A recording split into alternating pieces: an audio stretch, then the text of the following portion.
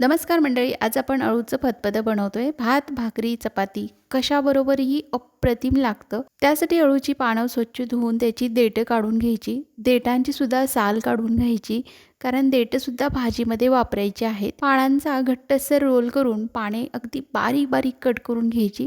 त्याचबरोबर देठं सुद्धा कट करून घ्यायची आहेत. चिरून घेतलेली भाजी कुकरमध्ये काढून घ्यायची. यात धुतलेली चणा डाळ, कच्चे शेंगदाणे, मिरची, कांदा, पाणी घालून कुकरला 3 ते 4 शिट्ट्या काढून घ्यायच्या. फोडणीसाठी कढईत तेल गरम करून मोहरी, जिरं, ठेचलेला लसूण, कढीपत्त्याची खमंग फोडणी तयार करायची. धणे जिरा पावडर, हळद, किचन किंग मसाला, लाल तिखट घालून थोडा वेळ परतून यावर शिजलेला अळू, गरजेनुसार पाणी, चिंचेचा कोळ, गूळ, मीठ घालून मिक्स करून घ्यायचं. 7 ते 8 मिनटं मंद गॅसवर भाजी शिजवून घ्या. भाजी खूप भारी होते. एकदा अवश्य ट्राय करा.